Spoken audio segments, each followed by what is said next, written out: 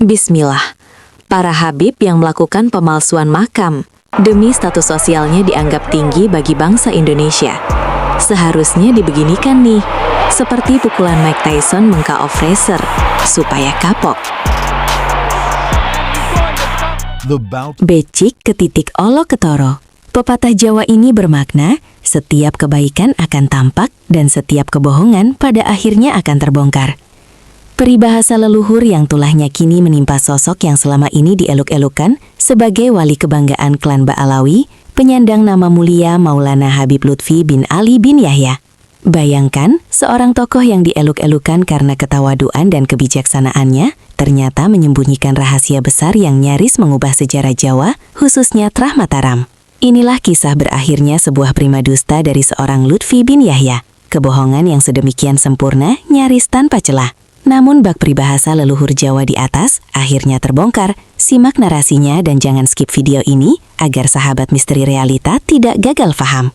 Di balik makam megah di Semarang yang diklaim sebagai kuburan suci Kanjeng Raden Tumenggung Sumodiningrat, tersimpan konspirasi licik, yakni pemalsuan sejarah Mataram untuk memuliakan klan Ba'alawi. Pada tanggal 6 November tahun 2025 lalu, Universitas Negeri Yogyakarta menggelar seminar nasional bertajuk KRT Sumodiningrat di Keraton Yogyakarta, Identitas Sejarah dan Kiprah. Sebuah kebenaran pun terungkap bahwa makam yang dijadikan pusat ziarah oleh para mukibin Lutfi bin Yahya ternyata adalah palsu. Sang Maulana yang diundang sebagai pembicara utama tak muncul. Dia memilih bersembunyi dan menjauh, sebab telah mencium kebusukan narasi dustanya akan disingkap di hadapan dunia akademik. Para akademisi dan ahli sejarah membedah lapisan mitos yang selama ini dibangun, bahwa seorang bangsawan Jawa, KRT Sumodiningrat, tiba-tiba disulap menjadi Habib Hasan bin Toha bin Yahya. Sebuah rekayasa yang menjadikan klan Ba'alawi seolah memiliki terah darah biru di jantung Kesultanan Mataram. Ini adalah agenda busuk yang sebenarnya dari seorang Lutfi bin Yahya. Lalu siapakah sebenarnya KRT Sumodiningrat ini? Yang pasti dia bukan keturunan Arab, apalagi penyandang gelar Habib. Dia adalah pahlawan sejati Mataram abad ke-18, menantu Sultan Hamengkubuwono II dan cucu Sultan Hamengkubuwono I. Sumodiningrat gugur heroik dalam peristiwa geger Sepehi pada tahun 1812 melawan Inggris di Benteng Keraton Yogyakarta. Makam aslinya berada di jajaran Bantul di sisi barat Masjid Mikrojul Mutakonila, jelas bukan di Lempar Kidul Semarang, seperti versi palsu yang disebar lewat Majelis Darul Hasimi milik Lutfi bin Yahya.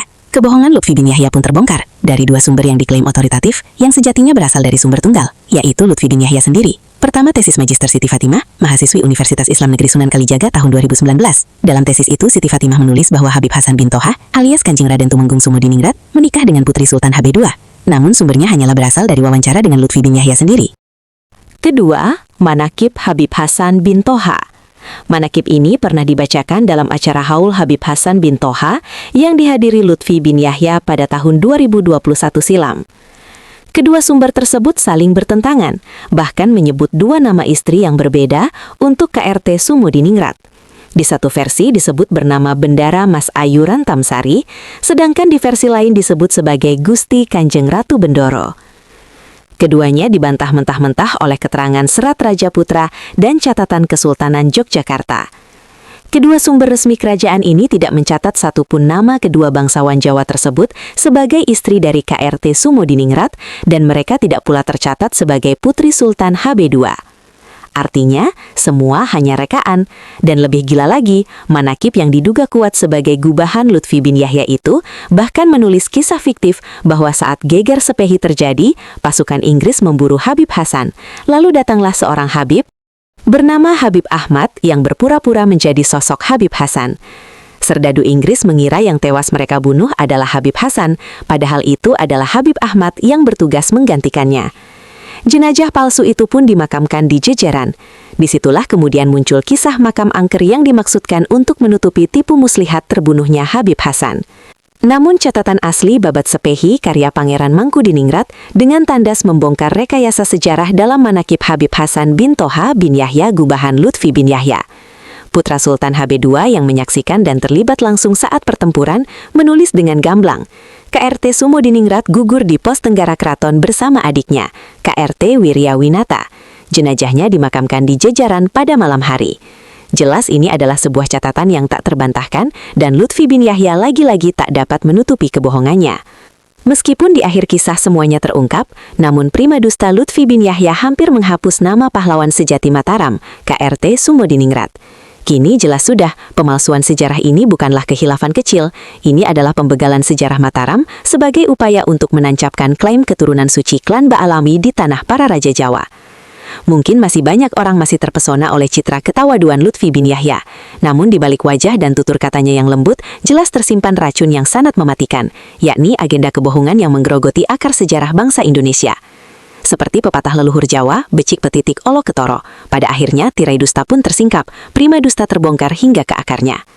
Entah dengan cara apa lagi Lutfi bin Yahya harus menyembunyikan rasa malunya, ataukah mungkin dia tak lagi memiliki rasa malu.